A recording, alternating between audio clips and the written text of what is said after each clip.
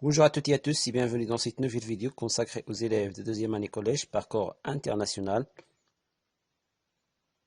Notre vidéo portera sur la correction des contrôles, d'exemples des contrôles Servier numéro 1, semestre 1. Commençons par la première partie, la restitution de connaissances. Exercice 1, la première question, complétez le tableau suivant. Donc, il faut donner les types d'éruptions volcaniques et leurs caractéristiques. Pour les types d'éruptions volcaniques, donc, on distingue entre les éruptions volcaniques effusives et les éruptions volcaniques explosives. Pour leurs caractéristiques, les caractéristiques des éruptions volcaniques effusives, donc, ils se caractérisent par une lave qui est fluide, un taux de gaz dissous dans le magma qui est faible et une explosivité qui est faible.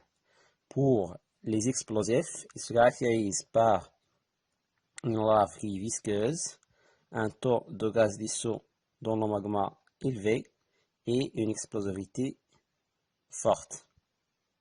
La deuxième question, définir l'éruption volcanique. Donner une définition à l'éruption volcanique.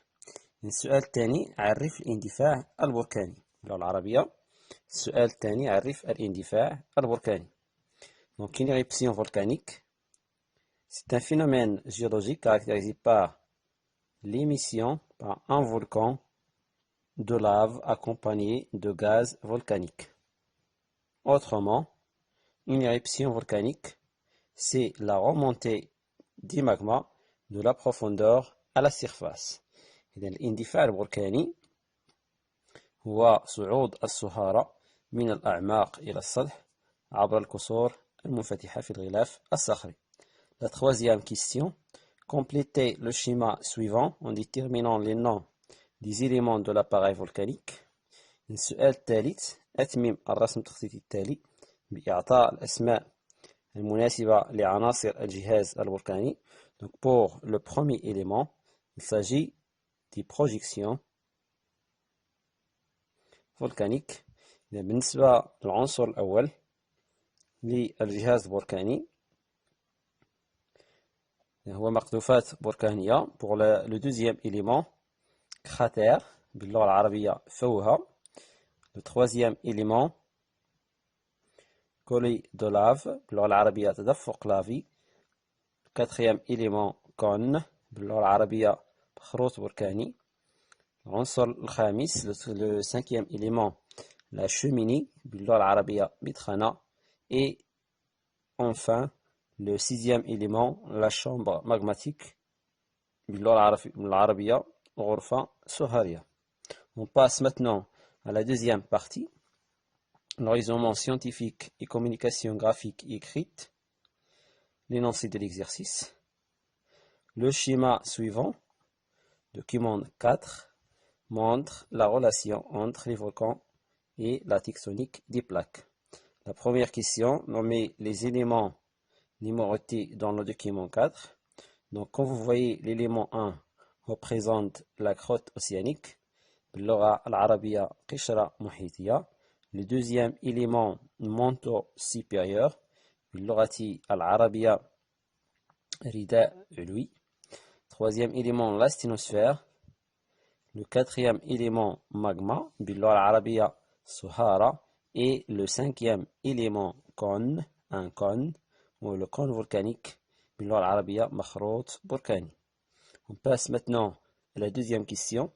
Déterminer le type de mouvement tectonique entre les plaques représentées sur le document 4.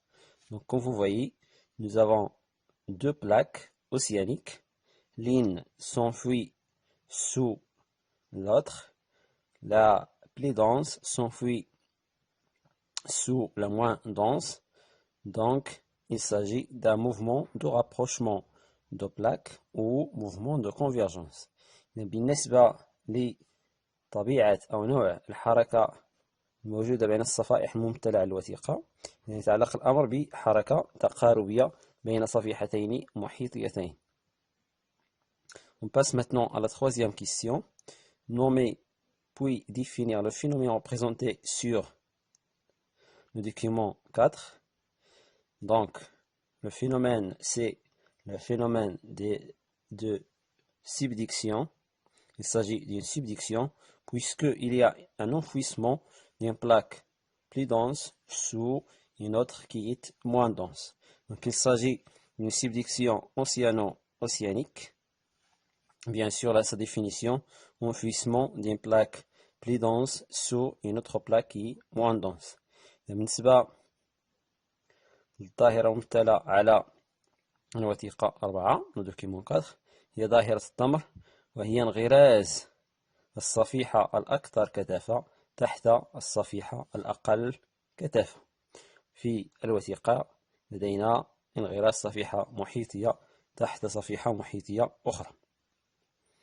La question 4 détermine le type d'éruption ou le type d'éruption volcanique dominante au niveau des marges actifs.